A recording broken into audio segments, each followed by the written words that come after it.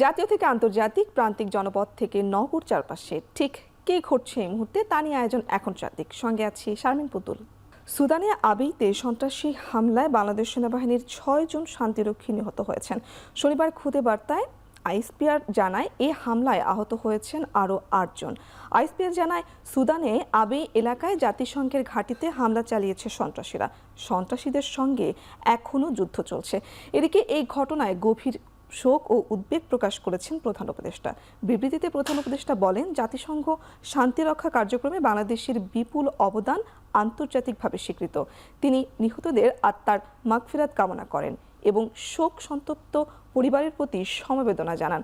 বিবৃতিতে বলা হয়েছে, আহতদের সর্বোচ্চ চিকিৎসা ও সহায়তা নিশ্চিতে জরুরি ভিত্তিতে ব্যবস্থা নেওয়ার জন্য ইতিমধ্যেই জাতিসংঘের প্রতি অনুরোধ জানানো হয়েছে। এই দুঃসময়ে শান্তিরক্ষীদের পরিবারগুলোর পাশে থাকবে সরকার। বিবৃতিতে আরও জানানো হয়, নিহত শান্তিরক্ষীদের মরদেহ দ্রুত দেশে ফিরিয়ে আনা এবং আহতদের সুচিকিৎসা নিশ্চিত করতে সরকার জাতিসংঘের সঙ্গে ঘনিষ্ঠভাবে যোগাযোগ চালিয়ে যাবে।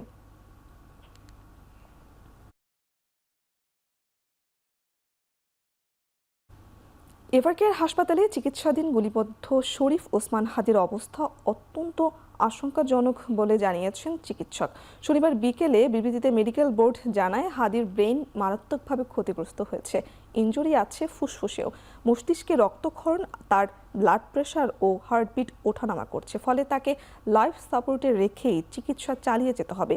এদিকে আশার খবর হলো, হাদির কিডনির কার্যকারিতা অনেকটাই ফিরে এসেছেন বলে জানিয়েছেন এভারকেয়ার হাসপাতালের আইসিইউ এর সমন্বয়ক চিকিৎসক মোহাম্মদ জাফর ইকবাল। এদিকে হাদির চিকিৎসা নিয়ে ভুল তথ্য না ছড়ানো ও হাসপাতালে ভিড় না করার অনুরোধ জানিয়েছে মেডিকেল বোর্ড।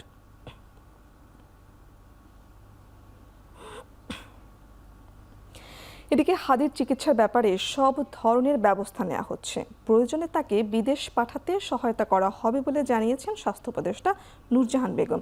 এ সময় তিনি বলেন, বিএনপি চেয়ারপারসন বেগম খালেদা জিয়ার শারীরিক অবস্থারও উন্নতি হলে তাকেও বিদেশে পাঠানো হবে।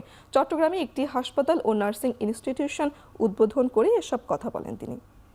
এভাবে মানুষকে মেরে ফেলবো, এইটা হলো জঘন্য রকমের অপরাধী।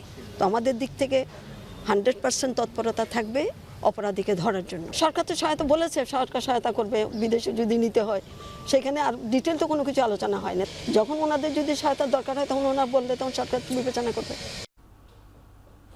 ইনকিলাব মঞ্চের মুখপাত্র শরীফ ওসমান হাদিকে গুলিবর্ষণকারী 2 জনের মধ্যে একজনকে শনাক্ত করেছে ঢাকা মেট্রোপলিটন পুলিশ। সকালে রাজারবাগের সভা শেষে সাংবাদিকদের কথা জানান ডিএমপি কমিশনার শেখ মোহাম্মদ সাজ্জাদ আলী। হামলাকারীদের গ্রেপ্তারে সাঁড়াশি অভিযান চলছে জানিয়ে তিনি বলেন, যে কোনো সময় গ্রেপ্তার হতে পারে। শনাক্তকারী ব্যক্তির সন্ধান পুলিশকে জানালে সন্ধানদাতাকে পুরস্কৃত করা হবে। নিরাপত্তার জন্য তার পরিচয় ও গোপন রাখা হবে। আসন্ন জাতীয় সংসদ নির্বাচনে প্রার্থীদের নিরাপত্তা বাড়ানোয় বিশেষ ডিএমপি পদক্ষেপ নিচ্ছে বলেও জানান ডিএমপি কমিশনার।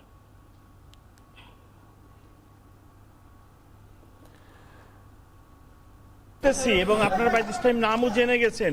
আমরা মিডিয়াতেও দিয়ে দিছি, প্রাইম টার্গেটকে খুঁজতেছি। এখনো 24 ঘন্টা পার হয় নাই, হোপফুলি আমরা এটা হিট করতে পারবো। নামটা এখনো জানিনি, শুধু ছবিটাই করেছি। আপনার নামটা কি আসলে বলা সম্ভব না? নাম বলা যাচ্ছে না। আমরা প্রেস রিলিজ দিছি, একটা প্রেস রিলিজ দিছি। আমরা তাকে খুঁজতেছি, জনগণের সহযোগিতা চাইছি। হোপফুলি আমরা এটা ডিটেক্ট করে ফেলাবো। ইনকিলাব মঞ্চের মুখপাত্র ও জাতীয় নির্বাচনে ঢাকা 8 আসন থেকে সম্ভাব্য স্বতন্ত্র প্রার্থী শরীফ ওসমান হাদির ওপর হামলাকারীদের ধরিয়ে দিতে পারলে 50 লাখ টাকা পুরস্কারের ঘোষণা দিয়েছে সরকার। দুপুরে সচিবালয়ে আইনশৃঙ্খলা সংক্রান্ত কোর কমিটির জরুরি সভা শেষে সংবাদ সম্মেলনে স্বরাষ্ট্র উপদেষ্টা অবসরপ্রাপ্ত লেফটেন্যান্ট জেনারেল মোহাম্মদ জাহাঙ্গীর আলম চৌধুরী কথা জানান। তিনি আরও বলেন, এই হামলাকে নির্বাচন বানচালের অপচেষ্টা বলে মনে করে সরকার। ওসমান হাদির ওপর হামলার ঘটনার তদন্তে সরকার সর্বোচ্চ অগ্রাধিকার দিচ্ছে উল্লেখ করে দ্রুতই জড়িত যারা আছেন তাদের গ্রেপ্তার করা হবে। স্বরাষ্ট্র উপদেষ্টা আরও বলেন, জুলাই যোদ্ধাদের নিরাপত্তা জোরদারের কথা জানান তিনি। এদিকে লুট হওয়া অস্ত্র উদ্ধারে অপারেশন ডেভিল হান্টের 2য় ধাপ অবিলম্বে শুরুর কথাও জানান। এছাড়া নির্বাচনে যারা অংশ নেবেন তারা চাইলে সরকারের ব্যক্তিগত অস্ত্রের লাইসেন্স দেবে, সেই সাথে আগ্নেয়াস্ত্র জমা দেয়া থাকলে তা ফেরত নেওয়ার সুযোগও দেবে সরকার। বিএনপির ভারপ্রাপ্ত চেয়ারম্যান তারেক রহমানের দেশে ফেরা ও তার নিরাপত্তা নিয়ে করা এক প্রশ্নের জবাবে স্বরাষ্ট্র উপদেষ্টা জানান, তারেক রহমানের নিরাপত্তা নিয়ে কোনো শঙ্কা নেই।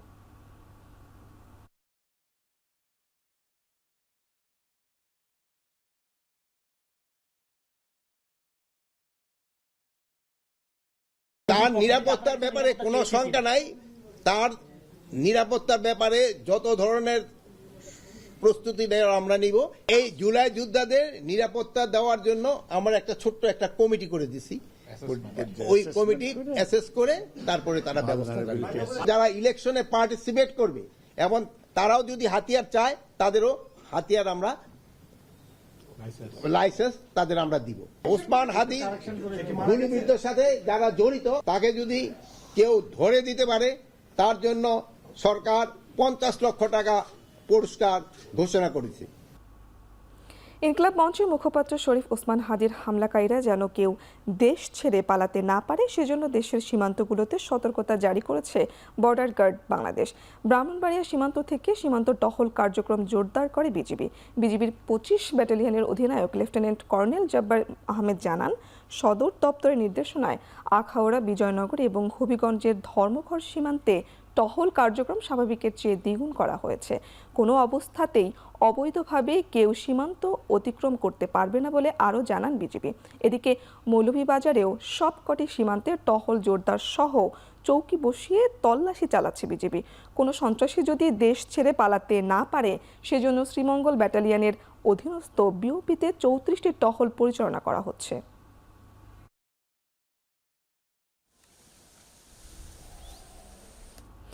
এদিকে শরীফ ওসমান হাদির গ্রামের বাড়িতে চুরির ঘটনা ঘটেছে। ঝালকাঠির নলছিটি উপজেলার শহরে খাসমহল এলাকার ওই বাড়িতে শুক্রবার রাতে এই ঘটনা ঘটে। পরিবারের সবাই ঢাকায় অবস্থান করায় বাড়িতে কেউ না থাকার সুযোগে জানালা ভেঙে ঘরের ভেতরে প্রবেশ করে চোরেরা। তবে কী পরিমাণ মালামাল চুরি হয়েছে তা এখনও নিশ্চিত হওয়া যায়নি। ওসমান হাদির চাচাতো ভাই সিরাজুল ইসলাম জানান, পুলিশ ঘটনাস্থল পরিদর্শন করেছে। নলছিটি থানার ভারপ্রাপ্ত কর্মকর্তা আরিফুল আলম জানান, তদন্ত করে জড়িতদের দ্রুত আইনের আওতায় আনা হবে।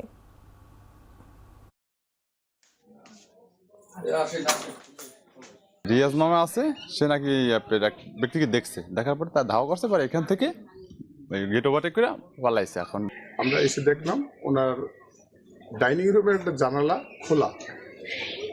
তো এই ঘটনার বিষয়ে আমাদের পুলিশের তদন্ত অব্যাহত আছে। তদন্তাধীন আমরা দেখবো আসলে কোনো কিছু চুরি হয়েছে কিনা। মালিক যাতে অ্যাবসেন্ট ছিল না এখানে, এই জন্য। আজ 14 ডিসেম্বর শহীদ বুদ্ধিজীবী দিবস।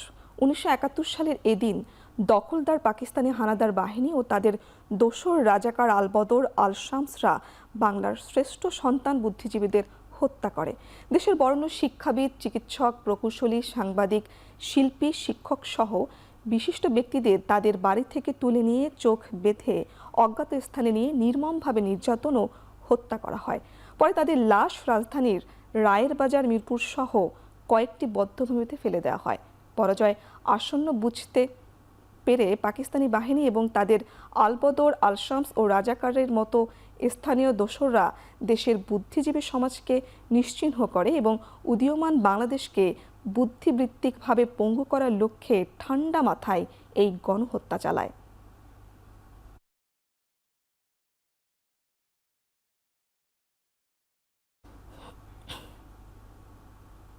শহীদ বুদ্ধিজীবী দিবসের প্রথম প্রহরে মহান মুক্তিযুদ্ধে ঢাকা বিশ্ববিদ্যালয়ের শহীদ শিক্ষক শিক্ষার্থীদের প্রতি শ্রদ্ধা জানাতে স্মৃতি চিরন্তন মোমবাতি প্রজ্বলন করছে ঢাকা বিশ্ববিদ্যালয়ের বিএনপি ছাত্রদল। ঢাকা বিশ্ববিদ্যালয়ে এই মুহূর্তে আছেন হাসিবুল্লাহ, যুক্ত হচ্ছি তার সঙ্গে। হাসিব, স্মৃতি চিরন্তনে কি কি আয়োজন রয়েছে বিস্তারিত জানাবেন। পুতুল, ঢাকা বিশ্ববিদ্যালয়ের ভিসি চত্বরে যে স্মৃতি চিরন্তন, এখানে মূলত ছাত্র দলের, ঢাকা বিশ্ববিদ্যালয় এবং কেন্দ্রীয় ছাত্র দলের নেতাকর্মীরা মূলত এখানে পুষ্পস্তবক অর্পণ করেছেন এবং এখন 1 মিনিট তারা নীরবতা পালন করছেন এখানে দাঁড়িয়ে। এখানে মূলত এই ঢাকা বিশ্ববিদ্যালয় এই মুক্তিযুদ্ধ বা স্বাধীনতার জন্য বেশ গুরুত্বপূর্ণ ভূমিকা রেখেছিল এখানকার শিক্ষক এবং শিক্ষার্থীরা। এখানে যেমন 25 মার্চ কাল রাতে যেমন হত্যাযজ্ঞ হয়েছে, ঠিক একইভাবে যখন বাংলাদেশের স্বাধীনতার সূর্য উদয় হতে যাচ্ছে 16 ডিসেম্বর, তার আগে 14 ডিসেম্বর মূলত এই ঢাকা বিশ্ববিদ্যালয় সহ ঢাকা শহরের শত শত যারা মেধাবী বুদ্ধিজীবী, যারা কবি, সাহিত্যিক, সাংবাদিক বা বিভিন্ন গুণী মানুষ, শিল্প বিভিন্ন ক্ষেত্রে তাদেরকে ধরে ধরে বা হত্যা করা হয়েছে এবং সেখানে বিভিন্ন জায়গায় খালে ডোবায় ফেলে রাখা হয়েছিল। ঠিক একইভাবে ঢাকা বিশ্ববিদ্যালয়ের এই বুদ্ধিজীবী যারা বা শিক্ষক এবং ছাত্র এবং কর্মচারী, তাদেরকেও কিন্তু এভাবে হত্যা করা হয়েছিল। ঠিক এই কারণেই যে এই স্মৃতিচিরন্তনে এখানে আজকে ছাত্র দলের পক্ষ থেকে আজকের এই আয়োজনটি হয়েছে।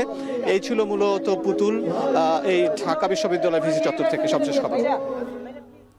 শহীদ বুদ্ধিজীবী দিবসের প্রথম প্রহরের সবশেষ খবর জানাচ্ছিলেন ঢাকা বিশ্ববিদ্যালয় থেকে হাসিব বিল্লাহ। চট্টগ্রামে বিএনপি ও ঢাকায় স্বতন্ত্র সম্ভাব্য প্রার্থীর ওপর হামলার ঘটনায় একটি মহল ফায়দা লাভের চেষ্টা করছে বলে অভিযোগ করেছেন বিএনপির ভারপ্রাপ্ত চেয়ারম্যান তারেক রহমান। দলের দেশ গড়ার কর্মসূচিতে ভার্চুয়ালি যোগ দিয়ে তিনি বলেন, 96 থেকে 2001 সাল পর্যন্ত পতিত স্বৈরাচাররা দেশকে দুর্নীতির মাধ্যমে অতলে নিয়ে গিয়েছিল। বিএনপি সরকার দুর্নীতির গ্রাস থেকে দেশকে মুক্ত করেছিল। গতকাল অত্যন্ত দুর্ভাগ্যজনক একটি ঘটনা ঘটিয়েছে যে কোনো একটি মহল। তার কিছুদিন আগে আমরা দেখেছি চট্টগ্রামে আমাদের একজন প্রার্থীর উপরে একই রকম ঘটনা ঘটেছে। এই ঘটনাগুলা দিয়ে কেউ কোনো ফায়দা লোটার অবশ্যই তো চেষ্টা করছে। স্বৈরাচারের সময় স্বৈরাচার ছাড়া ভিন্ন মতি যারাই ছিল প্রত্যেকের সাথে স্বৈরাচার অবিচার করেছে। কিন্তু আমরা যদি এখন তাদের মতনই বিহেভ শুরু করি, তাহলে তো তারা এবং আমরা এক হয়ে গেলাম। আমাদের কাছে মানুষ প্রত্যাশা করে ভিন্ন কিছু। বিএনপির সহনশীলতার রাজনীতির বিপরীতে মবক্রেসির রাজনীতি দেখা যাচ্ছে, যা গণতন্ত্রের জন্য কাম্য নয় বলে মন্তব্য করেছেন বিএনপির স্থায়ী কমিটির সদস্য আমির খসরু মাহমুদ চৌধুরী। সকালে রাজধানীর কৃষিবিদ ইনস্টিটিউটে দেশ গড়ার পরিকল্পনা বিষয়ক আলোচনা সভায় এই মন্তব্য করেন তিনি। বলেন, ঢাকা মেডিকেল কলেজ ওসমান হাদিকে দেখতে গেলে বিএনপি নেতার সঙ্গে ঘটানো আচরণ আগামীর নতুন বাংলাদেশের স্বপ্নের বিপরীত। জনগণ এ রাজনীতি দেখতে চায় না, জাতির মধ্যে ঐক্য সৃষ্টি করতে হবে বলেও মন্তব্য করেন তিনি। আর ডক্টর ইউনূসের সময়ে সন্ত্রাসীদের উত্থান নিয়ে প্রশ্ন তুলে বিএনপির জ্যেষ্ঠ যুগ্ম মহাসচিব রুহুল কবির রিজভী বলেন, হাদির বিষয়ে একটি রাজনৈতিক দল বিএনপিকে লক্ষ্য করে বার্তা দিচ্ছে, যা নিয়ে সন্দেহ তৈরি হয়। কোনো মাস্টার প্ল্যান অনুযায়ী এসব ঘটনা ঘটানো হচ্ছে কিনা তা নিয়েও সন্দেহ প্রকাশ করেন তিনি।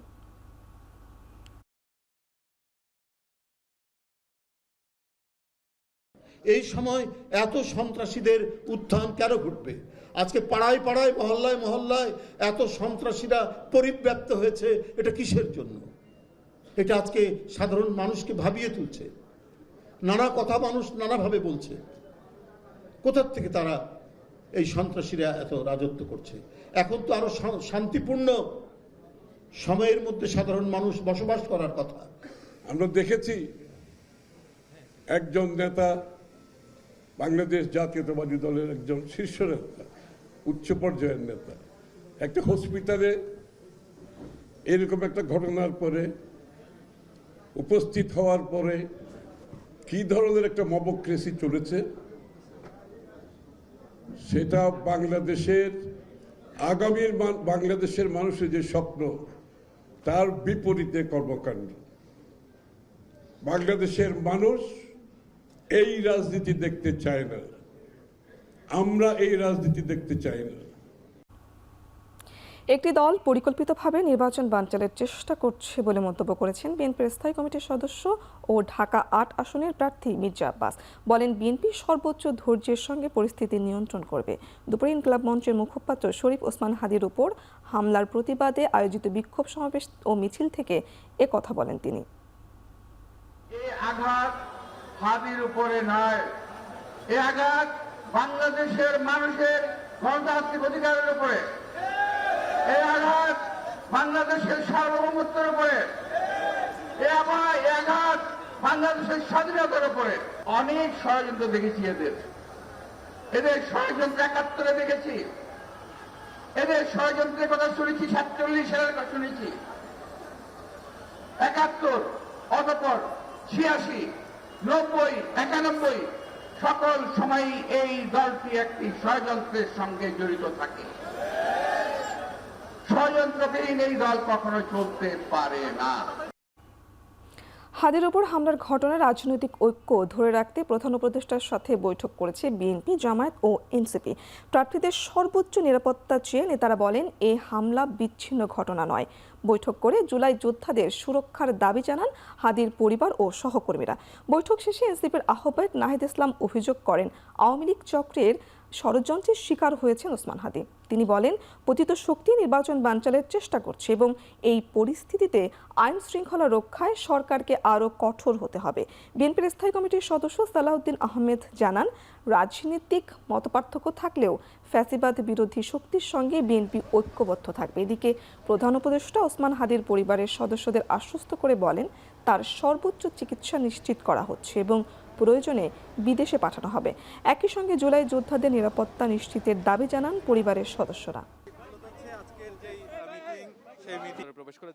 যে ছাত্ররা রাস্তায় নেমেছিল, যেহেতু ঢাকায় থাকে না, যেহেতু ঢাকার বাইরে থাকে, কোনো একটা উপজেলায় থাকে, জেলা সদরে থাকে, অথবা শহীদ পরিবার আহত, তাদের নিরাপত্তাটা কিভাবে হবে? আমরা তো শুধু কেবল আমাদের নেতাদের নিরাপত্তা নিশ্চিত করলে হবে না, নেতাদের নিরাপত্তা দিয়ে জুলাই টিকে থাকবে না। ওসমান হাদির উপরে হামলা প্রকৃতপক্ষে বাংলাদেশের উপরে হামলার ধরন দেখে বোঝা যায় এটা একটা পেশাদার প্রফেশনাল খুনির কাজ। আমাদের মধ্যে রাজনৈতিক বিতর্ক হতে পারে, সামনে নির্বাচন, বিভিন্ন রকমের রাজনৈতিক বিতর্ক হবে, কিন্তু আমরা ওই পর্যায়ে বিতর্ক করব না যাতে করে আমাদের ঐক্য বিনষ্ট হয়। প্রধান নির্বাচন কমিশনার, অন্য 4 নির্বাচন কমিশনার, ইসি সচিব ও দেশের সকল নির্বাচন কার্যালয়ে সার্বক্ষণিক নিরাপত্তা নিশ্চিত করতে পুলিশ সদর দপ্তরে চিঠি দিয়েছে কমিশন। শনিবার নির্বাচন কমিশন সচিবালয় থেকে চিঠিটি ইস্যু করা হয়। চিঠিতে বলা হয় তফসিল ঘোষণার পর স্বাভাবিকভাবে নির্বাচন কমিশনের নিরাপত্তা জোরদার করতে হবে। এক্ষেত্রে বর্তমান নির্বাচন কমিশনাররা এতদিন নিরাপত্তা পেয়ে আসছিল, তাও বাড়াতে হবে। চিঠিতে সার্বক্ষণিক নিরাপত্তা চাওয়া হয় ইসি সচিব আক্তার আহমেদেরও। এদিকে শনিবার ভোরে লক্ষ্মীপুর জেলা নির্বাচন কার্যালয়ের নিচতলার স্টোর রুমে পেট্রোল ঢেলে আগুন দেওয়ার ঘটনা ঘটেছে। তাই দেশের সব নির্বাচন কার্যালয়ের নিরাপত্তা নিশ্চিত করতে পুলিশ সদর দপ্তরকে নির্দেশনা দিয়েছে ইসি। ওসমান হাদির ওপর গুলির প্রতিবাদে দেশের বিভিন্ন স্থানে বিক্ষোভ করেছে বিএনপি ও এর অঙ্গ সংগঠন। দ্রুত হাদির ওপর গুলি চালানো অপরাধীদের চিহ্নিত ও শাস্তির আওতায় আনার দাবি জানান বক্তারা। চট্টগ্রামে প্রতিবাদ মিছিল করেছে চট্টগ্রাম মহানগর ও জেলা বিএনপি। শনিবার বিকেলে নগরীর কাজীর দেউরি থেকে বিক্ষোভ মিছিল বের করে জেলা, মহানগর ও বিএনপি। কুমিল্লায় হাদির ওপর হামলার ঘটনায় বিক্ষোভ পালন করেছে জেলা বিএনপি। বিক্ষোভ মিছিলে বক্তারা হামলাকারীদের শাস্তির দাবি জানান। বরিশালেও বেলা 11:30টায় জেলা ও মহানগর বিএনপির উদ্যোগে দলীয় কার্যালয়ের হাদির ওপর হামলার প্রতিবাদে সমাবেশ হয়। এছাড়া হাদির নিজ জেলা ঝালকাঠিতে বিক্ষোভ পালন করেছে বিএনপি ও এর অঙ্গ সংগঠন। কেন্দ্রীয় কর্মসূচির অংশ হিসেবে নাটোর জেলা বিএনপির আয়োজনে আলাইপুর এলাকা থেকে একটি বিক্ষোভ মিছিল হয়।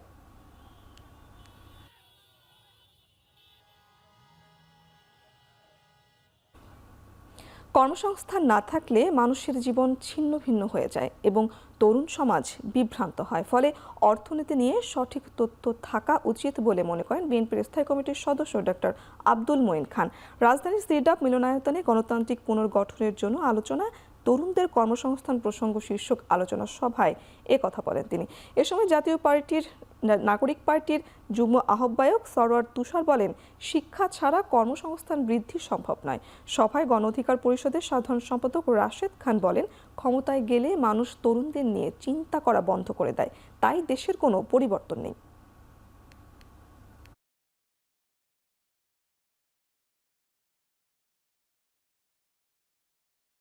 আমাদের রাজনৈতিক দলগুলো যারা ক্ষমতায় যায়, ক্ষমতায় যাওয়ার পরে তরুণদের নিয়ে চিন্তা করা বন্ধ করে দেয়।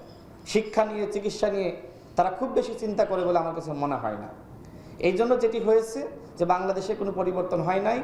আমাদের একজন স্বরাষ্ট্র উপদেষ্টা আছেন, তাকে আইন শৃঙ্খলা পরিস্থিতি নিয়ে প্রশ্ন করলে তিনি পেঁয়াজ নিয়ে উত্তর দেন।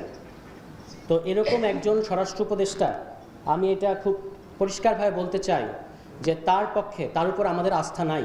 আনএমপ্লয়মেন্টের সঙ্গে একটা ওতপ্রোতভাবে একটি বিষয় জড়িত, সেটা হচ্ছে যে মানুষের লাইভলিহুড, একজন মানুষ যদি তার কোনো এমপ্লয়মেন্ট না থাকে, তার ফলশ্রুতিতে কিন্তু তার সমস্ত জীবন ছিন্ন ভিন্ন হয়ে যেতে পারে। নির্বাচনে আচরণবিধি ভঙ্গের কারণে চট্টগ্রাম 15 সাতকানিয়া লোহাগড়া আসনের বিএনপি মনোনীত প্রার্থী নাজমুল মোস্তফা আমিনকে জরিমানা করেছে নির্বাহী ম্যাজিস্ট্রেট। আসন্ন ত্রয়োদশ জাতীয় সংসদ নির্বাচন ও গণভোটের তফসিল ঘোষণার পর এটি প্রথম কোনো প্রার্থীর বিরুদ্ধে এ ধরনের শাস্তিমূলক ব্যবস্থা। নির্বাহী ম্যাজিস্ট্রেট জানান, সব ধরনের প্রচারণায় নিষেধাজ্ঞা থাকলেও তা না মেনে চট্টগ্রাম বিমানবন্দর থেকে মোটরবাইক শোভাযাত্রা নিয়ে নিজ এলাকায় যান মোস্তফা আমিন। তাই দুই উপজেলার মধ্যে সাতকানিয়ার ম্যাজিস্ট্রেট শোকজ নোটিশ ও লোহাগড়ার ম্যাজিস্ট্রেট 50,000 টাকা জরিমানা করেন। জেলা প্রশাসন জানান, নির্বাচন কমিশন ঘোষিত রাজনৈতিক দল ও প্রার্থীর আচরণ বিধিমালা লঙ্ঘনের দায়ে এই জরিমানা করা হয়েছে। প্রাথমিকের প্রায় সব পাঠ্য বই জেলা পর্যায়ে পৌঁছে গেছে। 1 জানুয়ারিতে দেশের সব শিক্ষার্থী নতুন বই হাতে পাবে, এমনটাই জানিয়েছেন প্রাথমিক ও গণশিক্ষা মন্ত্রণালয়ের উপদেষ্টা অধ্যাপক ডক্টর বিধান চন্দ্র রায় পোদ্দার। একই সঙ্গে প্রাথমিক শিক্ষার মান উন্নয়নে শিক্ষকতায় আগ্রহীদের জন্য চালু করা হয়েছে ডিপ্লোমা ইন প্রাইমারি এডুকেশন নামে একটি নতুন ডিপ্লোমা কোর্স। আগামী জানুয়ারি থেকে দেশের 12টি প্রাইমারি টিচার্স ট্রেনিং ইনস্টিটিউট PTI-এ এই কোর্স শুরু হবে। শনিবার সকালে ময়মনসিংহের জাতীয় প্রাথমিক শিক্ষা একাডেমি নেপ সম্মেলন কক্ষে নবম গ্রেডের কর্মকর্তাদের 2 মাস ব্যাপী বুনিয়াদী প্রশিক্ষণের সনদ বিতরণ ও সমাপনী অনুষ্ঠান শেষে সাংবাদিকদের এ কথা জানান তিনি। অনুষ্ঠান শেষে প্রশিক্ষণার্থীদের মাঝে সনদপত্র তুলে দেন অতিথিরা। প্রায় সব বই আমাদের জেলা পর্যায়ে পৌঁছে গেছে, ফলে আমরা 1 জানুয়ারিতেই সব বই দিতে পারবো। 10 মাস মেয়াদে আমরা একটা কোর্স চালু করছি, যে কোর্সটা 12টা PTI-এ চলবে। এটার এখন আমাদের রেজিস্ট্রেশন চলছে। তাই আমাদের উদ্দেশ্য হচ্ছে যে যারা শিক্ষার ব্যাপারে আগ্রহী, যারা ভবিষ্যতে শিক্ষক হতে চান, তারা এই কোর্সটা করবেন। ফায়ার সার্ভিসের 20টি ইউনিটের প্রায় 12 ঘন্টার চেষ্টায় নিয়ন্ত্রণে এসেছে ঢাকা কেরানীগঞ্জের জাবালে নূর টাওয়ারের আগুন। 12 তলা এই ভবনে ঘিঞ্জি পরিবেশ আগুন নিয়ন্ত্রণের বড় বাধা ছিল বলে জানিয়েছে ফায়ার সার্ভিস। ভোর 5:37 এই টাওয়ারে আগুন লাগার খবর পায় ফায়ার সার্ভিস। একে একে 20টি ইউনিট চেষ্টা চালায় আগুন নিয়ন্ত্রণের। ঝুট, গুদাম ও ছোট ছোট গার্মেন্টসের সমারোহার এই ভবনের বেজমেন্ট জুড়ে, সেখানেই আগুনের সূত্রপাত। তবে আগুনের চেয়েও ভয়ঙ্কর রূপে ধরা দেয় ধোঁয়া। 12 ঘন্টার চেষ্টায় বিকেল 5:03 নিয়ন্ত্রণে আসে আগুন। অগ্নিকাণ্ডের কারণ অনুসন্ধানে কেরানীগঞ্জ উপজেলা নির্বাহী কর্মকর্তার পক্ষ থেকে 5 সদস্যের তদন্ত কমিটি গঠন করা হয়েছে।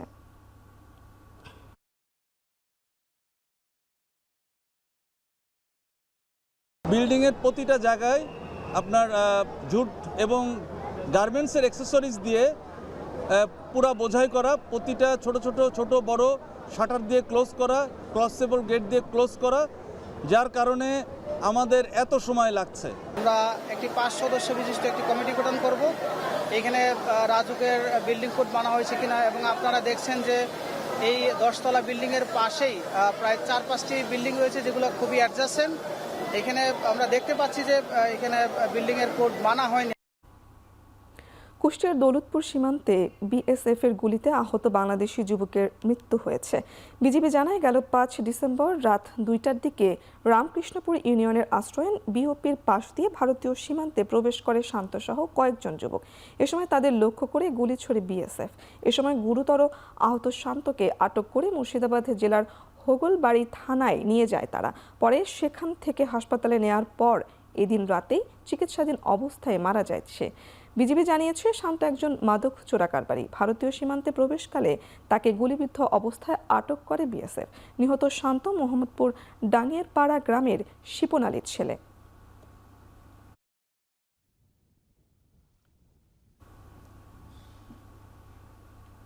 খুলনার জোড়াগেট এলাকায় আগ্নেয়াস্ত্র তৈরির সরঞ্জাম সহ একটি কারখানা থেকে 3 জনকে গ্রেফতার করেছে খুলনা মেট্রোপলিটন পুলিশ। শনিবার সন্ধ্যা 6:30টার দিকে গোপন সংবাদের ভিত্তিতে নগরীর জোড়াগেট এলাকার একটি লেদ কারখানায় অভিযান চালায় কেএমপির গোয়েন্দা শাখার একটি দল। সেখানে অভিযানে প্রায় 30টি আগ্নেয়াস্ত্রের সরঞ্জাম উদ্ধার করা হয়। একই সাথে কারখানার মালিক সহ 3 জনকে আটক করে পুলিশ।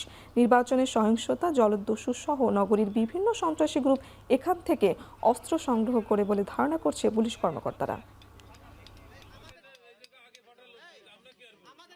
এখানে যে যন্ত্রাংশগুলো রয়েছে এগুলা যদি আমরা অ্যাসেম্বল করি তাহলে প্রায় আপনার 30টা পূর্ণাঙ্গ অস্ত্র তৈরি করা যাবে এবং এখান থেকে আমরা 3 জনকে অ্যারেস্ট করেছি এবং আমাদের পরবর্তী আরও অপারেশন রয়েছে, কারণ এটার সঙ্গে আরও কিছু ব্যবসায়ী জড়িত বা আরও কিছু ফিনিশিং দেওয়ার জন্য আরও কিছু কারিগর জড়িত। তো আমরা চেষ্টা করছি পরবর্তী যারা এটার সঙ্গে জড়িত আছে আমাদের টিম কাজ করছে সেখানে। যশোরে বাবার সামনেই ছেলেকে ছুরিকাঘাত করে হত্যা করেছে দুর্বৃত্তরা। শনিবার বিকেলে পাগলদা মালোপাড়ায় এলাকায় এই ঘটনা ঘটে। নিহতের নাম আব্দুস শহীদ। সে পেশায় একজন রিকশা চালক। নিহতের বাবা জানান, শহীদ রিকশা চালিয়ে বাসায় ফেরার পথে মালোপাড়ার এক দোকানের সামনে একই এলাকার কয়েকজন যুবকের সাথে কথা কাটাকাটি হয় তার। বাক বিতণ্ডার এক পর্যায়ে শহীদের বুকে পিঠে আঘাত করে দুর্বৃত্তরা। শহীদকে উদ্ধার করে যশোর জেনারেল হাসপাতালে নেওয়া হলে চিকিৎসক তাকে মৃত ঘোষণা করে।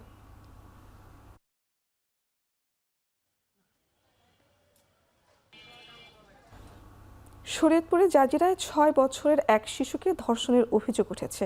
এই ঘটনায় অভিযুক্তকে আটক করে গণপিটুনি দিয়ে পুলিশের হাতে তুলে দিয়েছে স্থানীয়রা। শনিবার বিকেলে উপজেলার বড়কান্দি ইউনিয়নে এই ঘটনা ঘটে। পুলিশ জানায়, 23 বছর বয়সী এক তরুণ মোবাইলে গেম খেলতে দেওয়ার কথা বলে শিশুটিকে নিয়ে একটি ঘরে চলে যায়। সেখানে শিশুটির উপরে চালানো হয় নির্যাতন। এক পর্যায়ে শিশুটি চিৎকার করলে স্থানীয়রা তাকে উদ্ধার করে। বর্তমানে শিশুটি শরীয়তপুর সদর হাসপাতালে চিকিৎসাধীন অবস্থায় আছে। ভুক্তভোগী শিশুটি স্থানীয় একটি প্রাথমিক বিশ্ববিদ্যালয়ের শিশু শ্রেণীর শিক্ষার্থী। তার বাবা ঢাকায় একটি পোশাক কারখানায় কাজ করেন। গণপিটুনিতে আহত অভিযুক্ত তরুণকে জাজিরা উপজেলা স্বাস্থ্য কমপ্লেক্সে নেওয়া হয়েছে।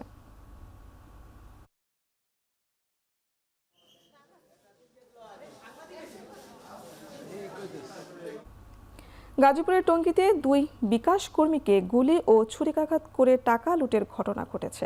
শনিবার সন্ধ্যা 7টার দিকে টঙ্গীর আনারকলি রোডে এই ঘটনা ঘটে।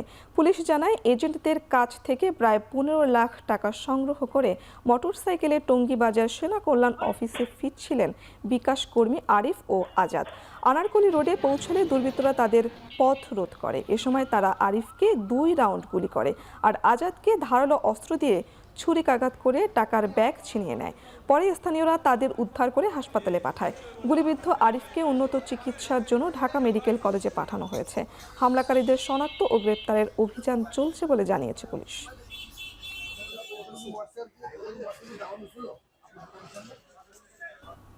সাভারে একটি যাত্রীবাহী বাসে অগ্নিকাণ্ডের ঘটনা ঘটেছে। শনিবার রাতে ঢাকা আরিচা মহাসড়কের গেন্ডা বাস স্ট্যান্ডের আরিচামুখী লেনে এই আগুন দেয় দুর্বৃত্তরা। তবে এতে কেউ হতাহত হয়নি। হঠাৎ করে বাসটি থেকে আগুন ও ধোঁয়া উঠতে দেখা গেলে এলাকায় আতঙ্ক ছড়িয়ে পড়ে। খবর পেয়ে সাভার ফায়ার সার্ভিসের একটি ইউনিট ঘটনাস্থলে পৌঁছলে আগুন নিয়ন্ত্রণে আনে। ফায়ার সার্ভিস জানায়, প্রাথমিকভাবে দুর্বৃত্তরা আগুন দিয়েছে বলে ধারণা করা হচ্ছে। এদিকে বাসের চালক কিংবা মালিকের সন্ধান পাওয়া যায়নি। আগুনের বিষয়টি তদন্ত করে দেখা হচ্ছে বলে জানিয়েছে পুলিশ।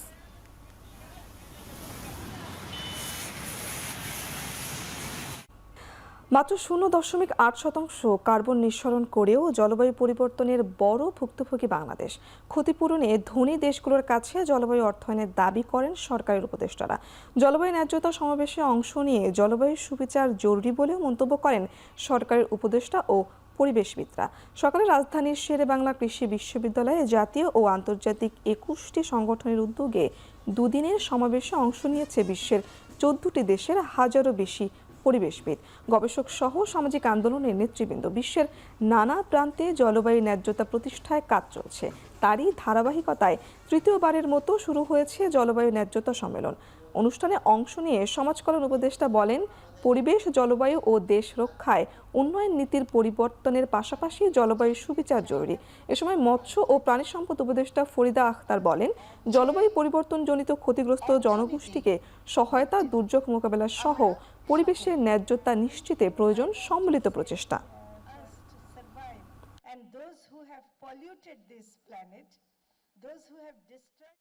ক্লাইমেট জাস্টিসের জন্য যে আমরা কথাগুলো বলছি, এই কথাটা হওয়া খুব জরুরি এবং এটা ন্যায্যতার ভাষাতেই বলতে হবে।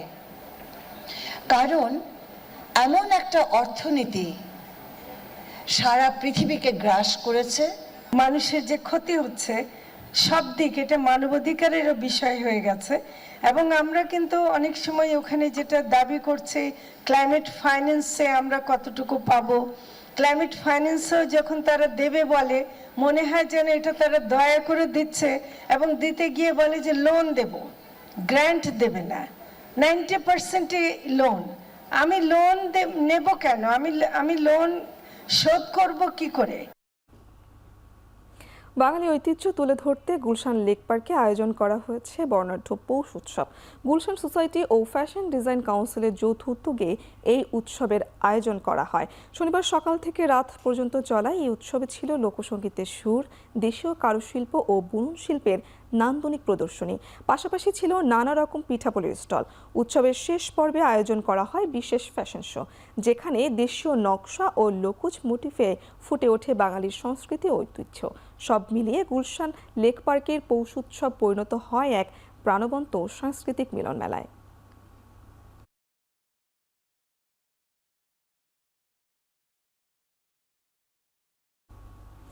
চার দিন ব্যাপী 11তম ঢাকা ব্যাংক বিজয় দিবস কাপ গলফ টুর্নামেন্ট 2025-এর সমাপনী অনুষ্ঠানে পুরস্কার বিতরণ করা হয়েছে। অনুষ্ঠানে প্রধান অতিথি হিসেবে উপস্থিত ছিলেন সেনাবাহিনীর প্রধান জেনারেল ওয়াকারুজ্জামান। শনিবার সন্ধ্যায় রাজধানীর কুর্মিটোলায় আর্মি গলফ ক্লাবের গলফ গার্ডেনে পুরস্কার বিতরণ করা হয়। এ সময় সাংস্কৃতিক অনুষ্ঠান হয়। এবার অ্যামেচার গলফারদের নিয়ে আয়োজিত 5টি ক্যাটাগরিতে টুর্নামেন্ট অনুষ্ঠিত হয়। বিভাগগুলো হলো regular, veteran, senior, ladies O junior.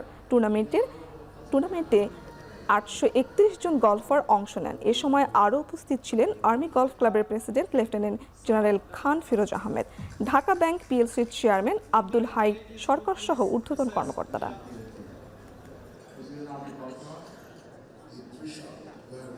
Association of television channels owners অ্যাটকোর নবম সাধারণ বার্ষিক সভা অনুষ্ঠিত হয়েছে রাজধানীর একটি 5 তারকা হোটেলে। সভায় মিডিয়াকে নিরপেক্ষভাবে কাজ করার আহ্বান জানান অ্যাটকোর সভাপতি অঞ্জন চৌধুরী। স্বাধীন চিন্তাভাবনা ও মত প্রকাশের বিষয়টিকে গুরুত্ব দেওয়ার কথা বলেন বক্তারা। আমাদের এজিএমে যে জিনিসগুলো থাকে, অডিট পাস করা, ডিরেক্টরস রিপোর্ট, তারপর একটা মুক্ত আলোচনা, এভাবে আমাদের এটা শেষ হবে, যেখানে আলাদা কোনো কিছু বলার বা ই করার কোনো সুযোগ নেই, কথা বলার। সো এজিএমের যে ধারাটা আছে, যে নিয়মটা আছে, আমরা সেটাই আজকে মানছি। ইলেকট্রনিক্স পণ্য ক্রয়ে গ্রাহকদের বিশেষ সুবিধা দিতে দেশব্যাপী চলছে ওয়ালটনের ডিজিটাল ক্যাম্পেইন। ক্যাম্পেইনের 23তম সিজনে Walton fridge, AC, TV, washing machine বা বিএলডিসি ফ্যান কিনে গ্রাহকরা পাচ্ছেন নিশ্চিত উপহার। এরই ধারাবাহিকতায় সম্প্রতি ঢাকা বিভাগের বিভিন্ন এলাকার ওয়ালটন প্লাজা থেকে ফ্রিজ কিনে সাইড বাই সাইড ফ্রিজ ও টিভি ফ্রি পাওয়া যাচ্ছে। পণ্য 6 ক্রেতার হাতে তুলে দিয়েছে ওয়ালটন। বিজয়ীরা হলেন মুন্সিগঞ্জের গোলাম রাব্বানী সিফাত ও গৃহিণী আফসানা আক্তার, নারায়ণগঞ্জের আজমিরি খান, রূপগঞ্জের সবুর হোসেন, সিদ্ধিরগঞ্জের তারিকুল ইসলাম ও আসমা জাহান বিথি। সম্প্রতি রাজধানীর ওয়ালটন কর্পোরেট অফিসে আনুষ্ঠানিকভাবে সংশ্লিষ্ট ক্রেতাদের হাতে এসব উপহার পণ্য তুলে দেন চিত্রনায়ক ও ওয়ালটনের senior executive director Amin Khan.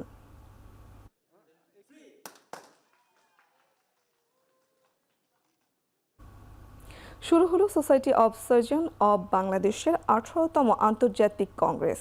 এবারের কংগ্রেসে সর্বোচ্চ 1850 চিকিৎসক অংশ নিয়েছেন। জেনারেল সার্জনের পাশাপাশি সব বিষয়ের সার্জনরা যুক্ত হয়েছেন। রোবোটিক ও টেলিসার্জারি সহ সর্বাধুনিক সকল সার্জারি নিয়ে আলোচনার পাশাপাশি গুরুত্বপূর্ণ 15টি লাইফ সার্জারি দেখানোর মাধ্যমে আগ্রহীদের হাতে কলমে শেখানো হয়েছে। সংক্রমণ এড়াতে সার্জারি পরবর্তী ব্যবস্থাপনা নিয়েও গুরুত্ব দেওয়া হয়েছে এবারের কংগ্রেসে। 3 দিন ব্যাপী কংগ্রেসের মূল উদ্দেশ্য দেশে পর্যাপ্ত বিশ্বমানের সার্জন গড়ে তোলা।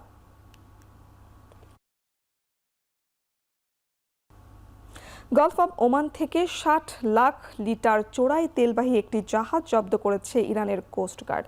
সেখান থেকে আটক করা হয়েছে বাংলাদেশি সহ 18 জনকে, যাদের মধ্যে ভারতীয় ও শ্রীলঙ্কার নাগরিকও রয়েছে। শনিবার ইরানের বার্তা সংস্থা ফার্স নিউজের বরাত দিয়ে বিষয়টি নিশ্চিত করেছে রয়টার্স। 18 জন ক্রুজ সহ বৃহস্পতিবার জাহাজটিকে ইরানের দক্ষিণাঞ্চলীয় প্রদেশের হরমোজগানের উপকূল থেকে আটক করা হয়, যাদের সবাই বিদেশি নাগরিক এবং জাহাজের কোনো বৈধ নথিপত্র নেই বলেও জানিয়েছে ইরান কর্তৃপক্ষ।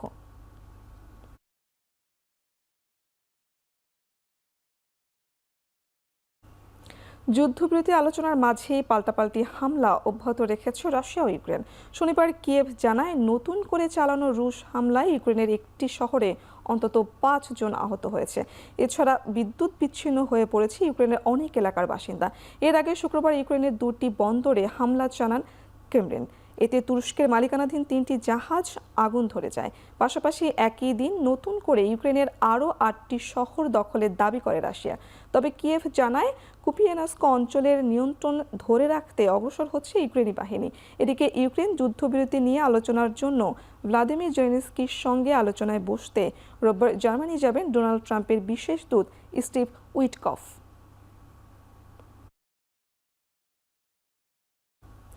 বেলারুশের প্রতিনিধিদের সঙ্গে 2 দিনের আলোচনা শেষে দেশটির পটাশিয়ামের উপরে থেকে মার্কিন নিষেধাজ্ঞা তুলে দিয়েছে ট্রাম্প প্রশাসন।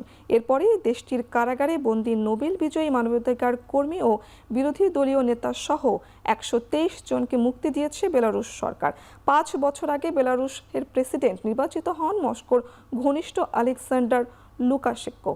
তবে ভোটে কারচুপি হয়েছে বলে দাবি করে লুকাশেঙ্কোকে বয়কট করে যুক্তরাষ্ট্র ও ইউরোপীয় ইউনিয়ন। প্রেসিডেন্টের বিরুদ্ধে বিক্ষোভ হয় বেলারুশ জুড়েও। সে সময় বিক্ষোভ দমাতে আন্দোলনকারীদের ওপর চড়াও হয় বেলারুশ পুলিশ। গ্রেপ্তার হন বেলারুশের নোবেল বিজয়ী মানবাধিকার কর্মী এলেস বিরিয়ান্টিস সহ শত শত আন্দোলনকারী। এদিকে একই দিন বিভিন্ন সময় বেলারুশ কারাগার থেকে বন্দী থাকা 114 ইউক্রেনীকে মুক্তি দিয়েছে মিনস্কো।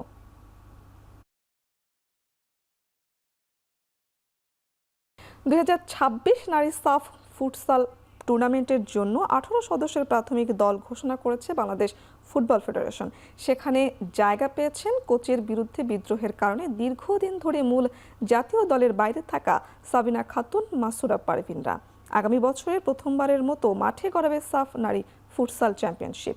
18 জনের প্রাথমিক দলে সাবিনা, মাসুরা ছাড়াও আছেন